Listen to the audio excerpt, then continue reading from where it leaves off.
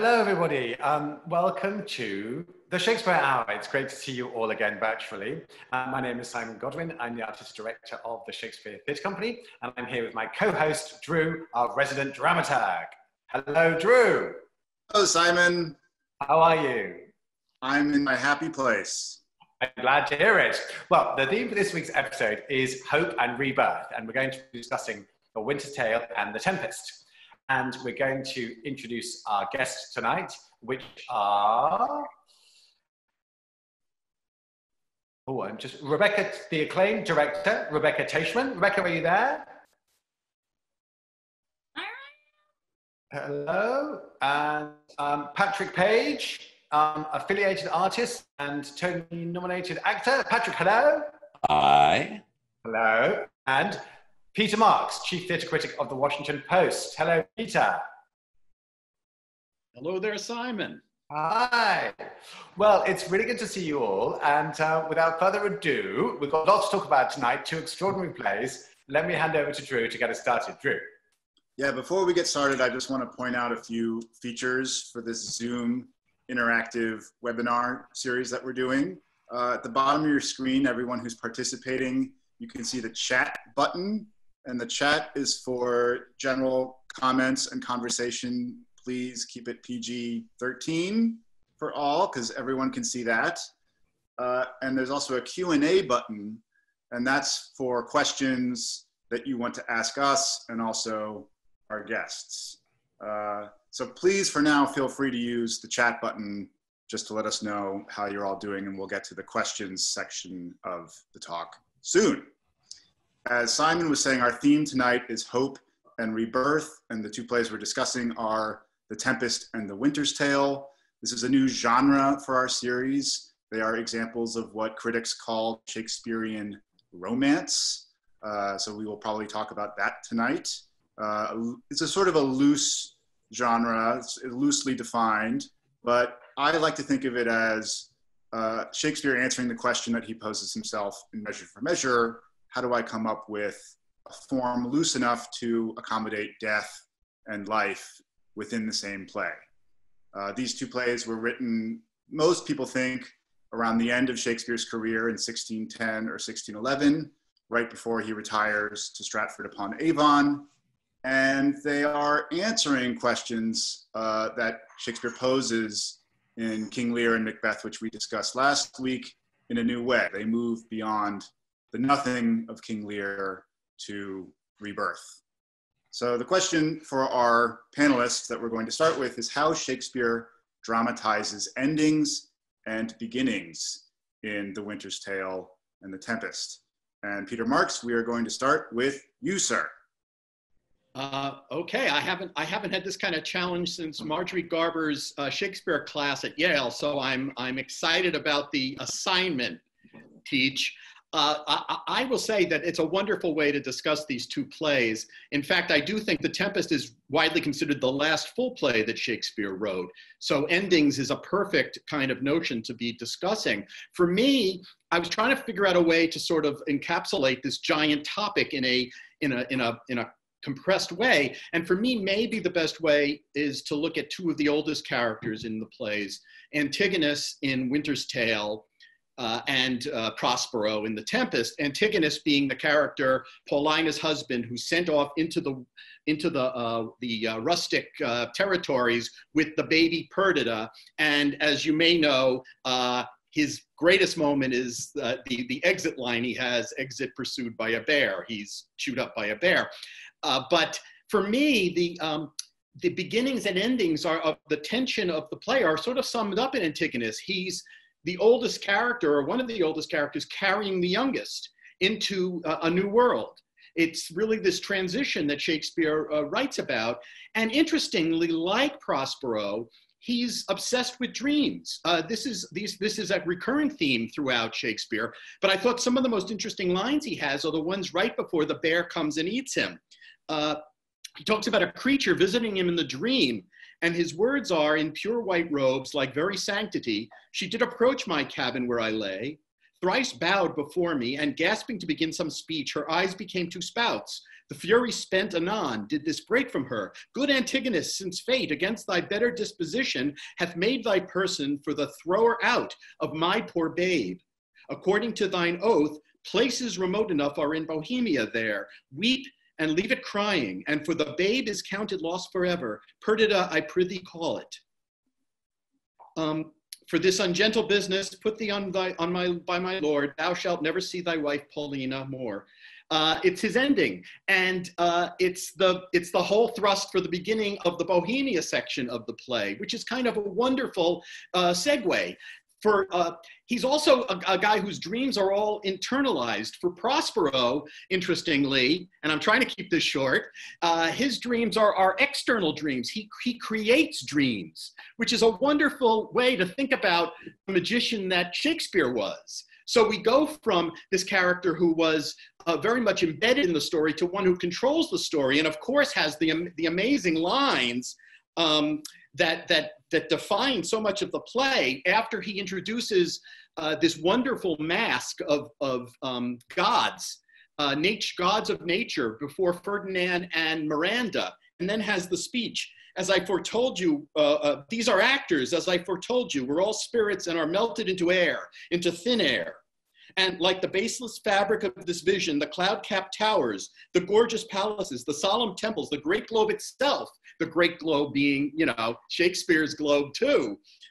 Yea, all which inherit shall dissolve, and like this insubstantial pageant faded, leave not a rack behind. We are such stuff as dreams are made of, and our little life is rounded by a sleep. So here we go again with this, you know, the beginnings and endings for Shakespeare, for Prospero, were the dreams, the stories that have beginnings, middles, and ends. He's the storyteller.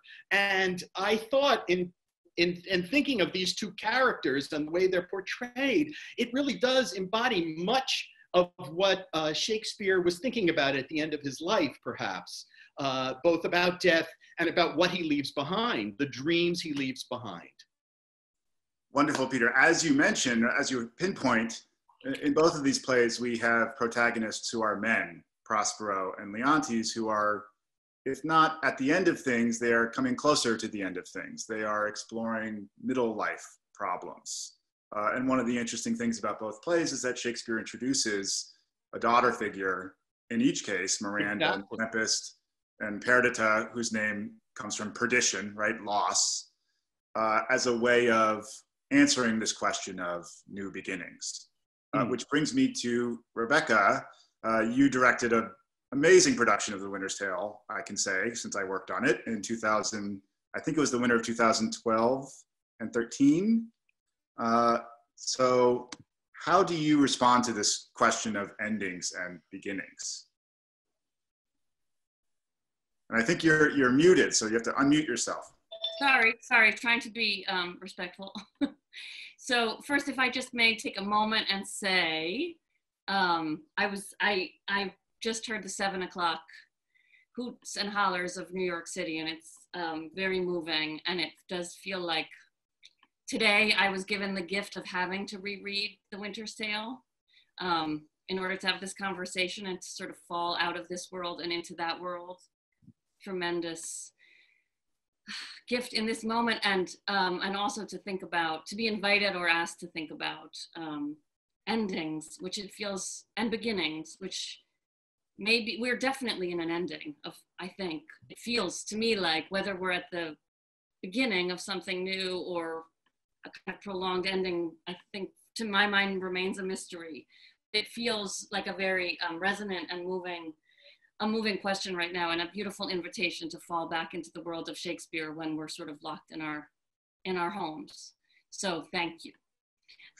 Nice to be here. So I guess I'm going to just talk about The Winter's Tale because that's the play I know the best. And we cast the play with 9 actors. Drew was literally stapled to my side for the whole entire thing, every breath. And we did that small cast because I thought the play was so much about the tremendous power of transformation, and that on so many levels, having actors play multiple roles reflected that idea. And that, you know, the tremendous, Patrick Page, the tremendous transformational power of what an actor can do, and that they can contain multitudes and contain unbelievable contradiction within that one human soul, was to sort of really detonate and explore that by having characters. So there's two big, huge worlds, two tones in Winter's Tale, Cecilia and Bohemia, and have everybody in Cecilia play everybody in Bohemia. So I guess in some ways I felt, reading it today, it seems to me still to be true 7 years later, that, thank God, that the play is so much about how everything contains its opposite, and how one ending so often turns into one beginning. One person's ending is another person's beginning, vice versa, that jealousy contains forgiveness, love contains rage, you know, that that the sort of cancer of jealousy in this play is overtaken by this incredible act of forgiveness, and that winter moves into spring and spring moves back inexorably into winter. Yeah, I think in a way it's what the play is about. Last thing I'd just say is that I think Shakespeare, I guess the way I understood it was that formally, structurally, he did this amazingly beautiful thing of putting a tragic play and a comedy in the same play. And that in itself, as it was a structural statement about what life is, and that it's to try to limit it to one thing or to one idea, that it's not constantly shifting and transforming and moving through endings and beginnings, is false. So that's one thought. Yeah, I believe that we had Leontes double with Autolycus in that production, which some scholars think Richard Burbage did originally in Shakespeare's time. And it created a role that was larger than Hamlet. It was the largest role any Shakespeare actor could possibly play when you put those two parts together. He's basically on stage the whole time. It's fascinating to me, Rebecca, what you talk about, this idea of duality, and how in the theater, dualities can be concentrated in the body of a performer, simultaneously performing one thing and another. And Shakespeare's imagination somehow, we talked about this last week with King Lear and Macbeth, that he solves the question of ambition and age, or he answers that question in diametrically opposing ways in those two plays. They have the opposite plot of each other. And in The Winter's Tale and The Tempest, he has on the one hand this very panoramic dramaturgy in The Winter's Tale, where we go from Sicily to Bohemia and back around the world, and we trespass over 16 years. And in The Tempest, it happens within the time span of one day, one afternoon, almost in real time. And yet the two plays are sort of linked thematically. They're unified by the same preoccupation. Rebecca was talking about the actor embodying these dualities that are inherent, especially in the romances. So Patrick, how do you think about and answer this question? You're muted, Patrick. I don't know that I remember the question exactly about beginnings and endings, but you've made me think of something which I think might be interesting. I watched last week's episode where you asked Stacy and Helen, you know, which Shakespeare character were they today? And I thought, well, how in the hell would I answer that? Because I know Simon Godwin does that at the beginning of his rehearsals. He asks you what animal you are today or what character you are today. And I've always wanted to be in a rehearsal room with Simon Godwin, so I'm ready for that. I love that, Patrick. Thank you. I'm good. I'm glad you are. And I thought, well, we're not individuals. We're not one character. We're many, many, many characters at once. And who I am today is kind of both Duke Senior and Jaques in As You Like It. On the one hand, I'm a ridiculous optimist about having been cast out of my city, and I'm making the best of it. And on the other hand, I'm a terrible cynic about it, and I see only the worst side of things. So I think we all contain those things at all times. Prospero in The Tempest, for me, in terms of endings and beginnings, you're talking about the way time is used in the two plays. And indeed, time is a character, an actual character in The Winter's Tale. And Shakespeare's had this kind of relationship with time since the 1590s, right? When he started writing his sonnets, time was a character in the sonnets.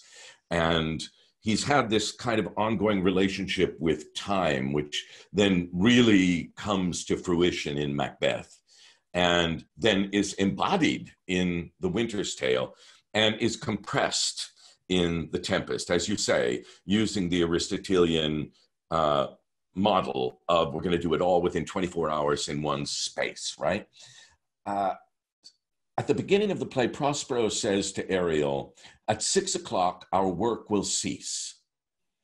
So when in playing Prospero, the biggest question for me is, what does Prospero think happens at 6 o'clock? Because for years, the play bored the bejesus out of me, because I'd seen a great number of Prosperos who seemed to know exactly what happened at 6 o'clock. At 6 o'clock, I forgive my enemies and I set the world right. And these are very benign, kind of all-knowing, patriarchal puppet masters who are simply putting the world in order. But that's not how I read the play at all.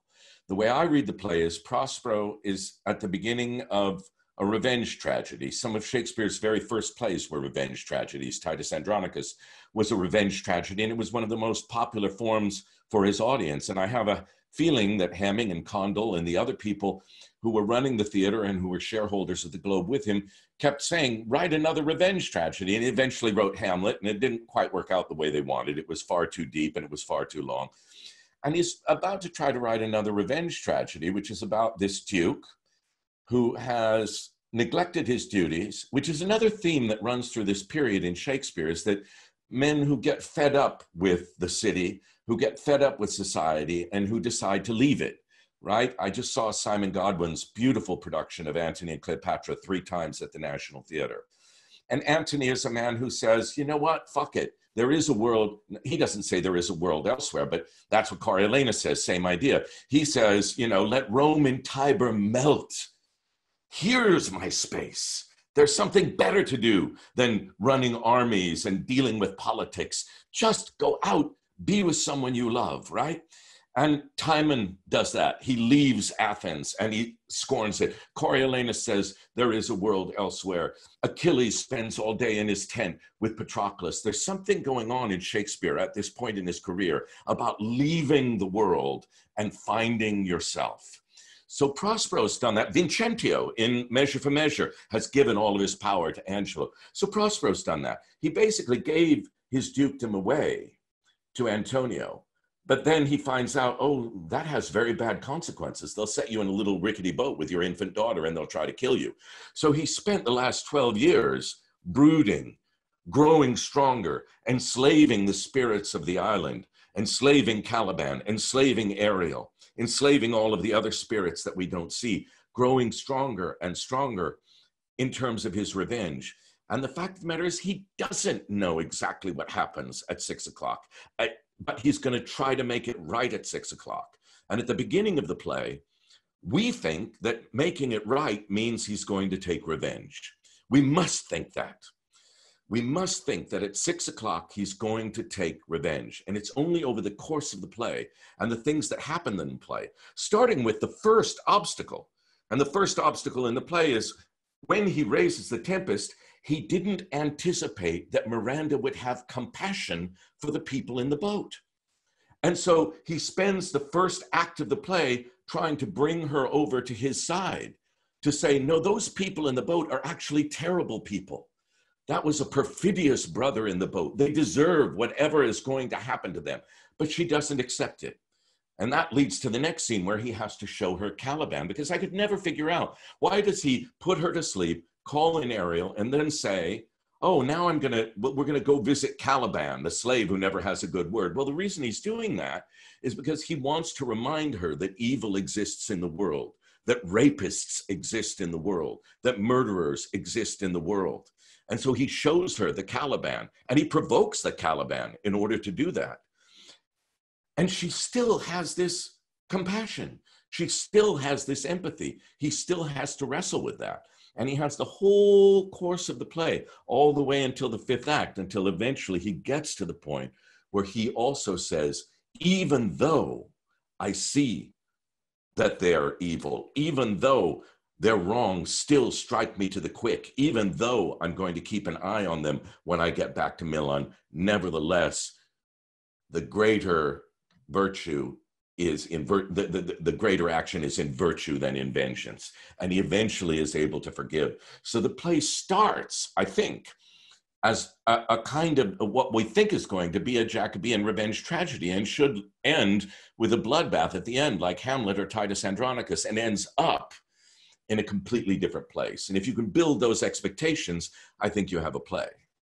So in other words, and I think this is true of both plays, Shakespeare starts in the world of King Lear. He starts in the nothing, in the darkness of tragedy, in the bloody mindedness of Jacobean tragedy. And something strange happens over the course of both plays that I think makes them very profound when you see them in the theater, which brings me to Simon. Oh, thank you so much. Well, look, thank you, Peter, Patrick, and Rebecca, and Andrew. It's so thrilling to be discussing Shakespeare with such titans of the American theatre. Thank you. And I also want to do my normal shout out to Rectortown Methodist Church, where I'm sitting in the hall tonight, who's been providing me with superb internet so I can reach all of you and all of our great audience out there to talk about these wonderful questions. I'm going to slightly go off kilter of my planned speech because I was very inspired by what Peter was talking about around age. So we're talking about age and about endings and beginnings and age. And what it reminded me of is when I was working at the Royal Court in Sloane Square, Chelsea, London, which of course is a theatre that only does new plays. And when I was working there, somebody came up with the bright idea about going, why don't we get kids to write some plays, new plays, like 7, 8-year-olds, young. And so we employed a guy called Nick Payne. Some of you might know his play Constellations, to spend a term doing a playwriting course to 8, 9, 10-year-olds. And at the end of the term, we got some professional actors in, and we spent a Saturday morning, I directed them, directing their plays. And they were maybe 10 minutes long each one. And I was sitting in the Royal Court watching this selection of plays. And I found myself held by the consistent preoccupation, which was magic, miracles, and families divided, reunited. And I found myself having a very emotive response to these stories. And I found myself thinking, oh, this is what Shakespeare does in the last 3 plays of his life. He essentially does a very sophisticated version of these magical reunion stories. What's happened to the guy? Well, we partly know what's happened to him is that he had to go through the plague, which he lost many family members. He lost his own child. He had to leave the theatre. He had to go into isolation where he wrote these very dark plays. That was his initial response. So he wrote Macbeth and King Lear. That was his immediate response. Life is terrifying and tragic and awful. And he was the guy that made Cordelia die and all the things that we discussed last week about the nihilism. There it is, bang. What can you go on from that to do? How do you deal with endings without that? Is a question I think he's holding. And I think what he does in these last plays, The Tempest, The Winter's Tale especially, is to go, so far I have suggested to my audience, there are 2 ways to live. Love or suffering. And the third phase is when he says, what about art? And so you have this story in The Winter's Tale of a guy who is convinced his wife is extremely unfaithful. He becomes madly jealous. She is put on trial. We think she dies of a broken heart. And then 16 years later, he's shown a statue of his dead wife. And we, the audience, like him, think that she has died. And then he stands in front of the statue, and the statue comes to life. The statue breathes. And he has experienced a miraculous rebirth. He has become a child again in front of this event. Now, then, as we've been speaking about, we go to The Tempest. And he takes this audacious step of doing a play about a showman. building a play around a magician, a magus. And there's that legend, isn't there, that maybe Shakespeare himself played Prospero. I mean, we know Shakespeare was an actor. Maybe it was Burbage, maybe it was the man himself. And this is a story in which somebody enchants people into a new kind of seeing. And he's very, as Peter was quoting, very explicit about that, comparing what he's doing to theatre. And I think it reaches a sort of climax towards the end of the play, or indeed the very end, when Prospero steps forward after all these incantations and spells and new seeings and new recoveries. And he says, now let me see whether I, moving on to the end of the, now Patrick, can you remember the epilogue? Let's see, I think it's, now my charms are all o'erthrown, and what strength I have mine's own, which is most famous. Now I want, I'm just checking my notes to say it, spirits to enforce, art to enchant, and my ending is despair unless I be relieved by prayer. So what he's essentially doing is saying, I need you, the audience, to help me keep the enchantment going. I need your prayers to save me from despair. I need you to be artists like me. I need you to use your imagination to survive. And that seems like, if that's the last play Shakespeare ever wrote, and those are the last lines he ever wrote, that's an incredible message in a bottle for us to be holding on to now more than ever, when of course theatre is outlawed, illegal, impossible to us to access it, which is partly why we're talking this evening, is to remember that central plea of Shakespeare's: imagine. Your imagination will set you free. And it occurs to me that Prospero is asking the audience to do exactly what Paulina asks Leontes to do at the beginning of the statue scene, which is awake your faith. She says, it is required that you do awake your faith. And he's also asking for something that's unbelievably difficult and at the center of the Western tradition, which is he is asking them to forgive someone who has done terrible wrong. What they've watched, you know, The Tempest has its roots in Marlowe's Dr. Faustus, among other things. And Prospero is Faustus who doesn't go to hell. Prospero is Faustus who steps back and says, no, I can step away from this. But the epilogue is him asking the audience for forgiveness. The prayer he's asking for from them is specifically a prayer of forgiveness. Please ask the heavens to forgive me. When Prospero says, graves at my command have waked their sleepers, oped and let them forth by my so potent art, he is confessing the gravest mortal sin imaginable. And he's asking the audience to forgive that. Recently, I watched Game of Thrones. I don't know if any of you have watched that, but I'll use this as an example because during it, there was a character who was an unbelievable sadist. Essentially, Game of Thrones, if you haven't watched it, is a series of very fulfilling revenge tragedies where somebody does something terrible and then you wait for them to pay up, right? And when they pay up, it feels really, really good. So there's a terrible sadist, and I kept waiting and waiting and waiting. And finally, when he got his comeuppance, which was a terrible comeuppance, he was eaten by dogs, I felt great. I felt fantastic. And then I have to look at that in myself and say, wait a minute, I have a real murderous impulse in me. I'm enjoying watching that man getting eaten by dogs.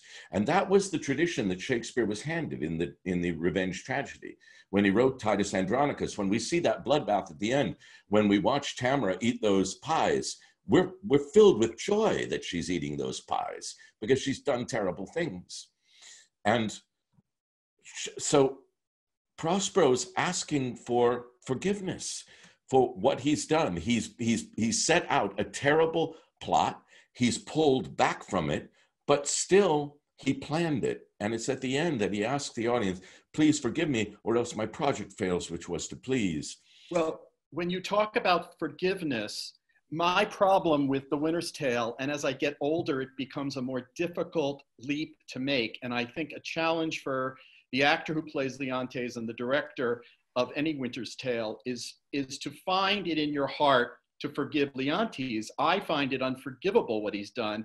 And I find that generally productions are better at laying out his crimes than in pulling back and showing us or revealing to us his remorse and understanding his remorse. It's one of the more complex leaps that an audience is asked to make, and I find it often unsatisfying in productions. In production, it's wonderful to talk about the lyrical beauty of the play, but I find that psychologically, if you apply, contemporary psychology to what he has done and what he has done to everyone around him, the only character who really resonates with me is Paulina, because she gets to tell him what a schmuck he's been.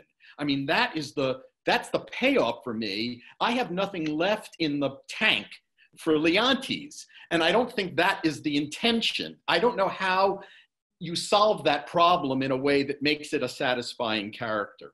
And in fact, Peter, great minds, we have a question for Rebecca on just this subject. Sorry if I'm interrupting you, Simon, to the same extent. From James Carr, Leontes' jealousy at the start of The Winter's Tale seems to come from out of the blue. What are the challenges for actors and directors to make this seem real and believable? Can I add to that? Rebecca, I'd love you to talk about that question that's just been raised, the seeds of jealousy. And I'd love you to speak to Peter's provocation about what do you do, or did you do with Leontes at the end? I think just to summarize, he's forced his wife to stand trial. His son has died of a mysterious disease. He's threatened to throw his daughter into a fire. He's fired all of his advisors. He's accused his best friend of adultery. He's told Antigonus to poison Polixenes. So, Rebecca, when you're directing this production, how do you solve this crux? Well, I mean, I guess I think there's many, many, many facets to it. And I think Peter's point is well taken, that there is a certain kind of a rage at him and the hubris with which he does what he does. That's kind of impossible to negate or to forget. I think Shakespeare's asking for a sort of a moment to release into magic and into what the power of love can do and the power of true forgiveness can do. And it's not easy to honestly step into that. And there's a moment in what you were taught, the speech you were talking about, Drew, right before she wakes up Hermione as a statue. And can you guys hear me okay? Mm-hmm. It's okay? Mm-hmm. Yes. Paulina basically says, in a way it's to the audience, she says, like, if any of you are uncomfortable with magic, go. Because this is a space where we need sort of faith and open hearts.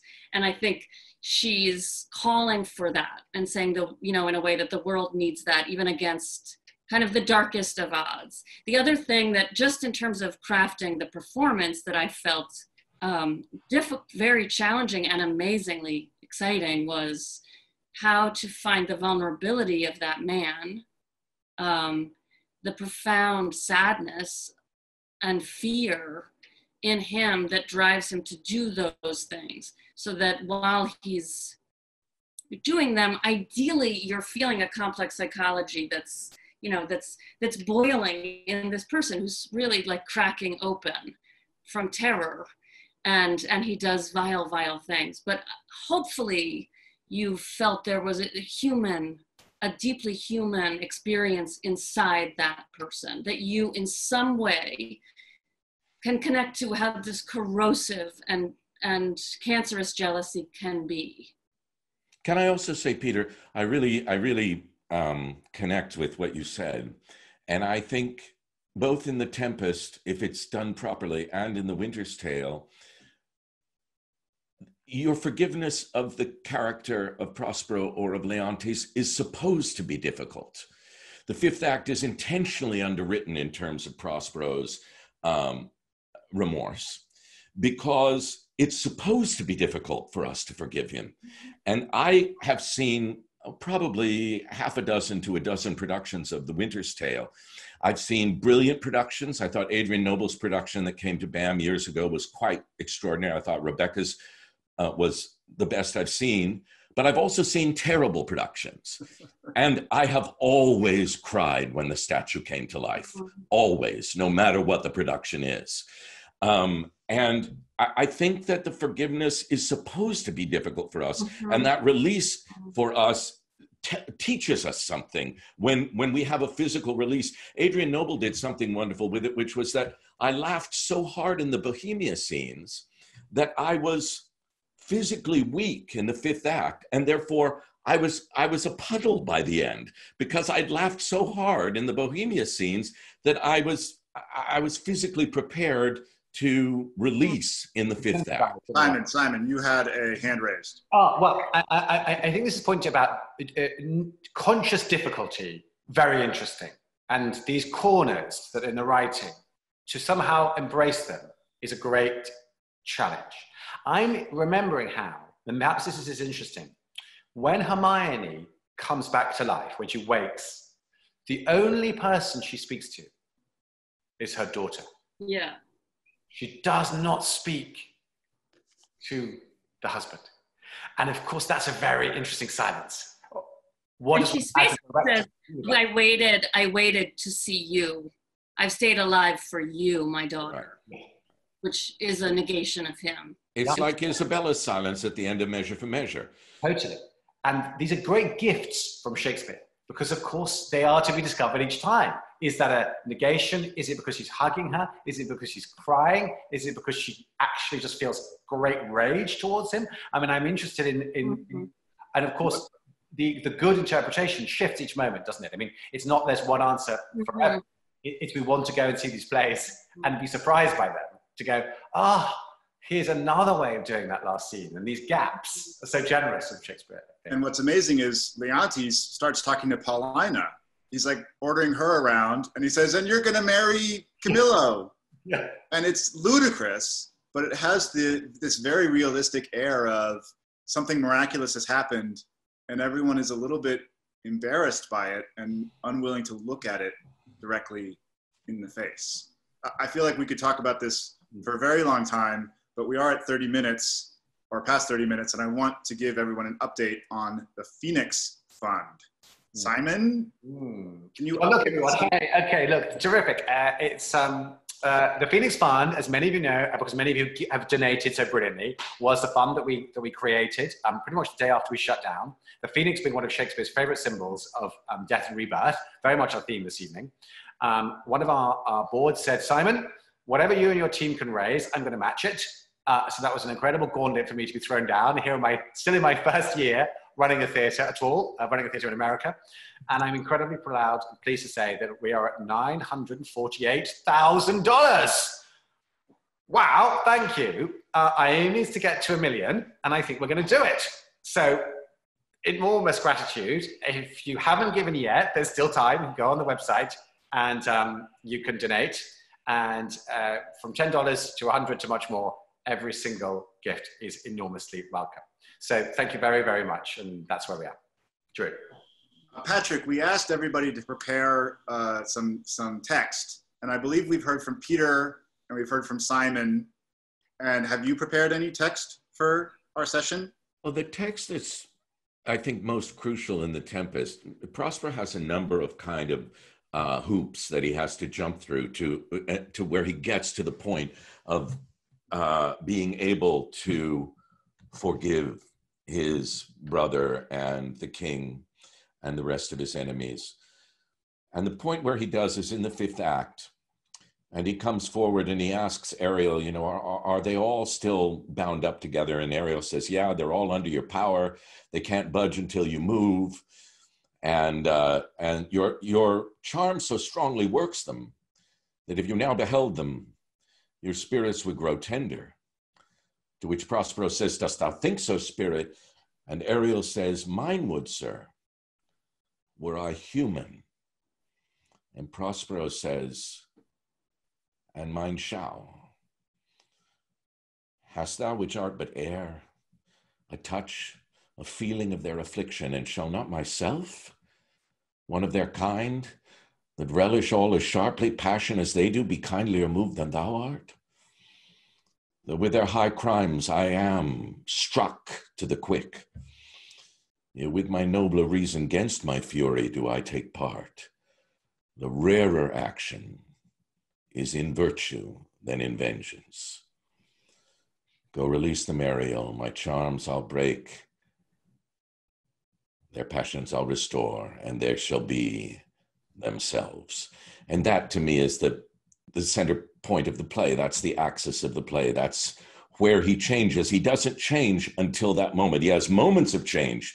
The great speech that you referenced earlier, our revels now are ended, these are actors, as I foretold you, that's one of those changes where he realizes that everything, the great globe itself, everything is transient, everything is going to vanish into nothingness.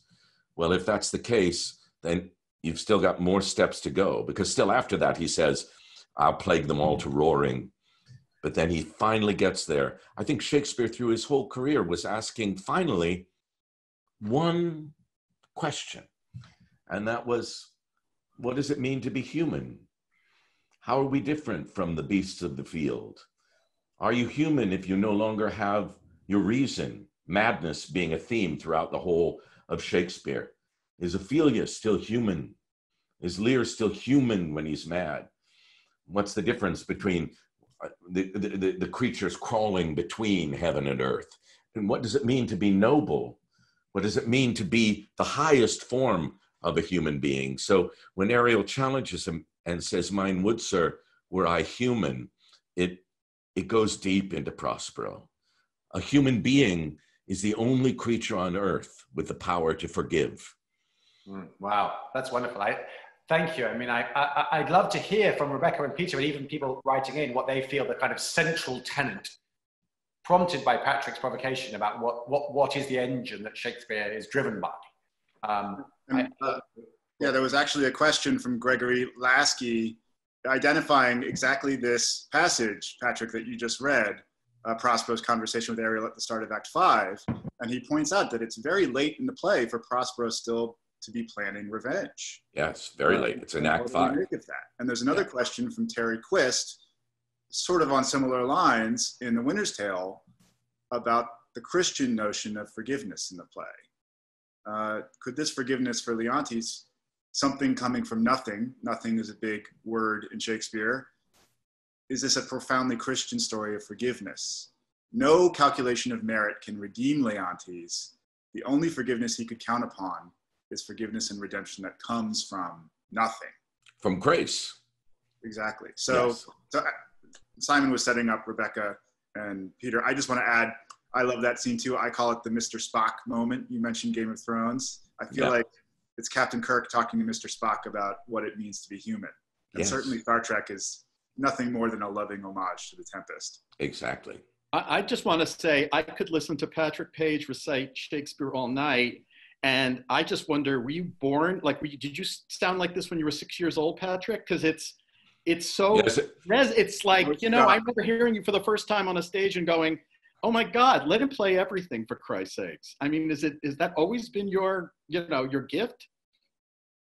I froze him, it looks like, with my comment. It's so generous. It's the best review Patrick ever had. My God. Yeah, he's shut down. He can't handle He's it. overcome. Yeah. Rebecca, I saw you rifling through your script as Patrick was talking. Did he jar loose some associations for you or thoughts? Well, I would agree with Peter. I had this, like, where does that voice emanate from? But the speech I've been thinking about was the one that we already talked about, Paulina's speech. But then I found myself thinking about, in the very last line of the play, Leontes talks about this wide gap of time, and this sort of leap over time in which, like, something was frozen, like in amber and static, and there was no motion, and then finally it moved. And I was just thinking, I was relating that feeling, this wide gap of time, to where we are right now. But Simon, in terms of your question of kind of, I don't know, like a big, huge anchor or organizing principle. I think for me, I sort of found like a certain kind of spirituality through directing Shakespeare that I don't think I would have otherwise, or certainly would have not been able to articulate in the ways that he's taught me to, or that the language has, which is just very simple, this very fundamental idea, which I think Winter's Tale so deeply, deeply celebrates, that everything contains its opposite. And that there isn't any one pure, that sort of the danger of fundamentalism is the idea that there is one pure truth, and that's just, everything is far more complex and multidimensional than that. And you have that balance, a life balancing between terrible, unspeakable grief and tremendous joy is the task of living. Is how you find a place that can contain both of those things and neither have to negate the other.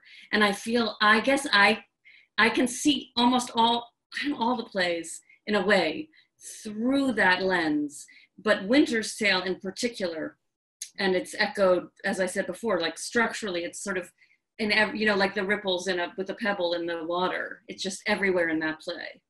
Brilliant. And, I remember, Rebecca, going to see your production of Indecent on Broadway, which was a couple of years after The Winter's Tale. And I thought, here we have a company of 9 actors playing multiple roles and 3 musicians. And we have wide gaps of time. And we have rippling changes in people's lives that can only be experienced through the theater. And I thought, there is something deeply spiritual, but there's also something deeply political about Shakespeare's plays, where we can go to the theater and commune in this very human way. Who wants to come in, Drew? Peter. Yeah, I just wanted to say, the organizing idea for me in The Tempest is one about freedom. I think what we haven't mentioned here is, which has always been a problem. Another problem for me is Prospero's control over Caliban and Ariel, who are often these days, and I've seen numerous productions in which they're played by actors of color, often the only actors of color in the production.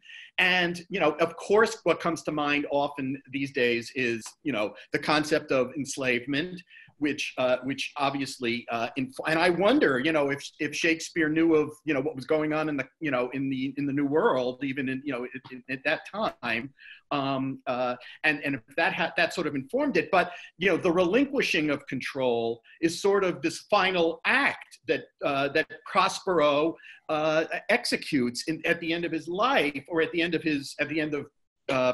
Prospero's life. And that has always, for me, been the consoling part of that play, that he becomes this generous being who understands, without having Paulina having to explain to him, what the hell he's supposed to do. So it feels like a growth at that point from the story that Shakespeare's told in Winter's Tale. Can I come in with that, Peter? I'm very curious as a Brit to ask about the American perception of that, because I think you're spot on. By the way, it was touching for me to be in Virginia reading The Tempest again, realizing that as Shakespeare was writing The Tempest, the first reports were coming from settlers going from England to Virginia and sending accounts. So I think, as it were, colonialism was in his mind. And I think it's fair to say, Drew will back me up, I hope, by this, that The Tempest is the only play of Shakespeare's to feature the word plantation. So there's something going on there. Now, I agree with you. This is a very fraught question about how you represent the notion of slavery, essentially, in the play. He is a master and he has slaves who in Caliban feel very embittered by his occupancy of that island and of his control and dominance of them. How, I wonder, has that been negotiated, and has it been, what are the successes and failures? Have you seen it? And maybe Rebecca also has seen productions that you feel have done that well and less well.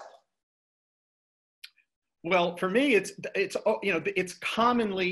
become the default way to cast the play. It's often played by Caliban is often played by a Black actor, and sometimes there's a duality with Ariel. Sometimes it's also a person of color, and it's they're. But I have trouble with the, because Caliban, it's not resolved for Caliban in any way except more punishment. So there's a problem there for a modern audience, I think, and I'm not sure that it's soluble. It's one of the reasons I also have problems with The Tempest. It doesn't, I find it a very dry play in some ways. It's a hard play to turn that magic into emotional magic. Can I say, Peter, that I think maybe the reason you find it dry is that a colonial reading of the play is a reductive reading of the play. It's really Caliban and Ariel are archetypes or allegories more than they are strictly slaves in the colonial sense.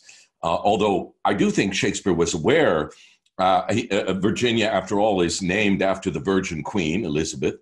So Walter Raleigh had landed in Virginia.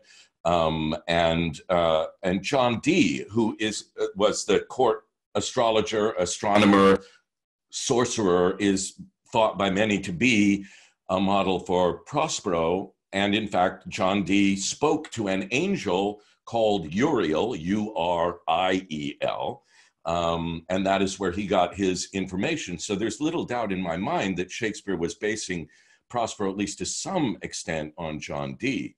But having said that, I think that Shakespeare could not have been aware of what the natives of Virginia or any other New World colony or place were like. And that Caliban and Ariel, for me, are aspects of Prospero himself. They are the bestial and the aerial or ethereal parts of Prospero that he now, in a Jungian sense, has to integrate in order to get to the place he is at the end of the play. Which I guess speaks to Rebecca's insight about the opposites, the paradoxical nature of Shakespeare, who's always trying to... Correct. He's always trying to... Shakespeare always thinks diametrically. He's always thinking in twos, to be or not to be. The one, if you want to teach Shakespeare to somebody, the only thing you really have to teach is antithesis. You can teach everything else, and that would be very helpful. But if you can teach antithesis, how to take the opposites in every line and pose them against each other, you can make sense of the language, because that's the way he thought. And Ariel and Caliban are opposites that have to be integrated in Prospero in order for him to move forward in the world. I don't think Prospero's trying to get his dukedom back.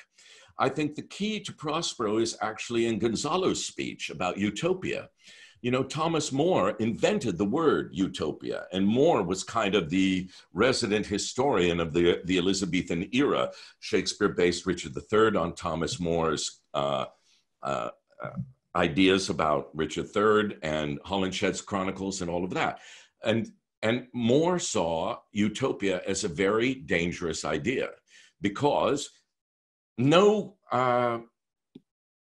society is homogeneous. So once you say, we're going to do it all this way and not another way, you're necessarily cutting out half or at least a portion of the people.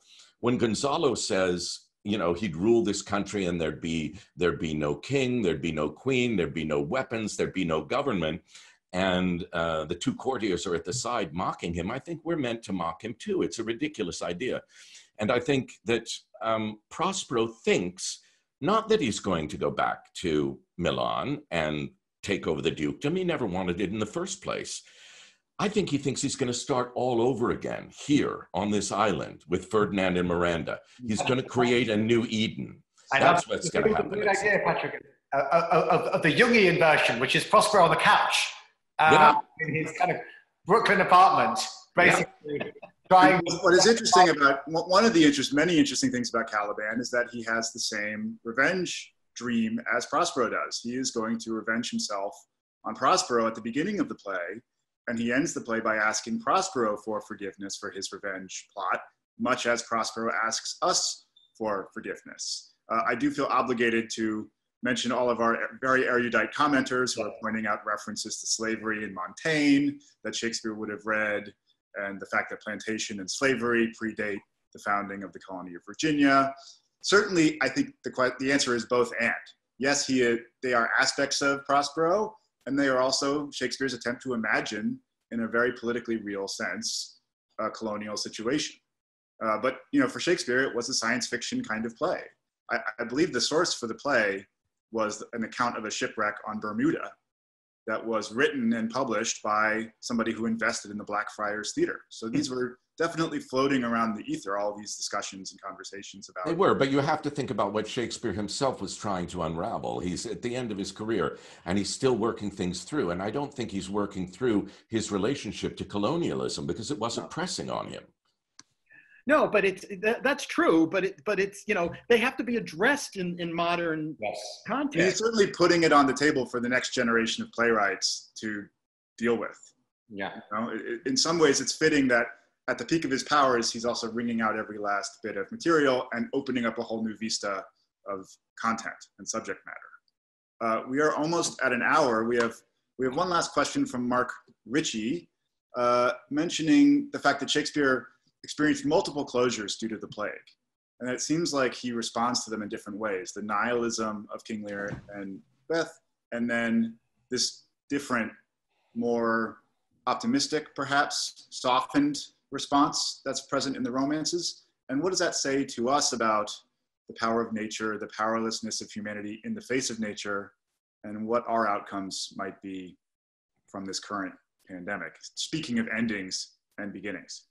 Let's give everyone 1 minute only on their responses to that beautiful question. Maybe starting with Rebecca. 1 minute.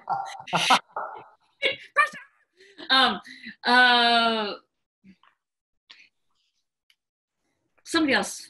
Okay, Peter. Circle back. I would just say I could see a production. Suddenly I think of Anthony Fauci as Prospero. So I get this. This control over nature and, this idea of, what it would take. We want a Prospero, we want a Fauci who can actually summon the gods and make things right. Great. Patrick.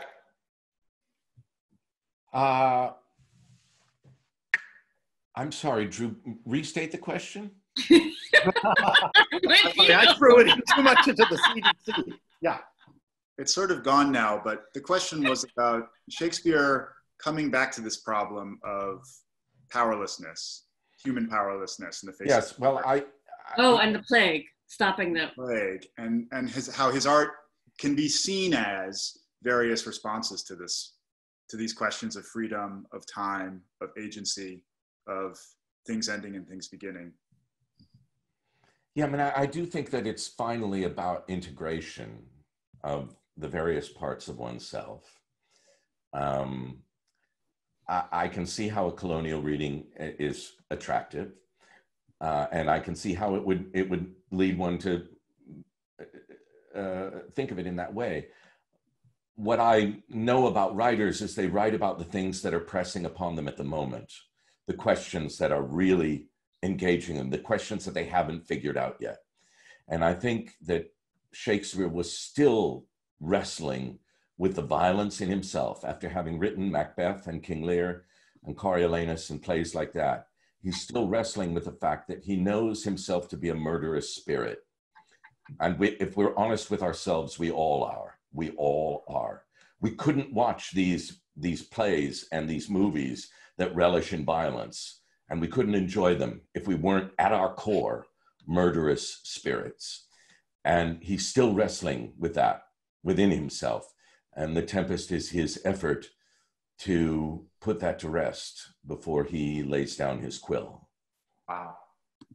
So I'm gonna just say Good. One is that just interestingly, because all of us who make theater are talking to each other and terrified. I mean, genuinely, authentically terrified that we won't rise again, or how will we rise again, and what will it look like? And a few people I've found saying to me or to each other, Shakespeare came back, kept coming back, and I find myself thinking, but there wasn't Netflix or Hulu yet.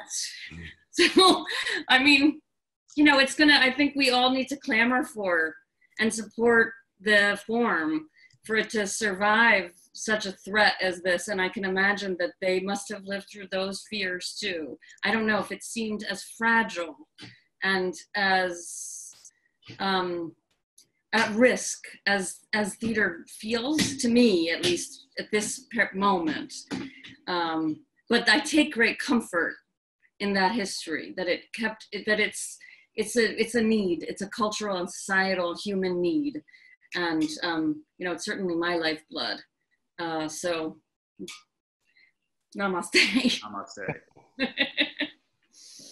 Well, I think in conclusion, what we've learned is that these two plays have ambiguities that are bone deep in them and can be debated endlessly, but ultimately they're about what you're putting your finger on, Rebecca, which is this magic of the theater, which is this thing that you can really, these feelings you can only experience in the theater. And it's Shakespeare sort of at the pinnacle of his self-knowledge and of his mastery of form, giving us these two last really miraculous plays that are filled with extraordinary things that are all totally not magical at all. They're completely human. Mm-hmm. So I want to thank everyone for joining us for this week's edition of the Shakespeare Hour. Please join us next week. Our theme is Virtue and Vice. Wow. And we are discussing Henry IV parts 1 and 2 with special guests, Pulitzer Prize winning author Stephen Greenblatt and actors Sam Waterston and Kelly Curran. What a great panel. Awesome panel. Well, you set a very high bar tonight, if I may say, Peter, Patrick, and Rebecca. So I think they'll be quaking in their boots. And everybody go and watch Simon's production of Antony and Cleopatra at the National Theater website. It's wonderful. I second that. And let's hope that Indecent is done again soon. Yes. Thank you. Thank you. Thank you. All right. But good night, everyone. Good night. Good night.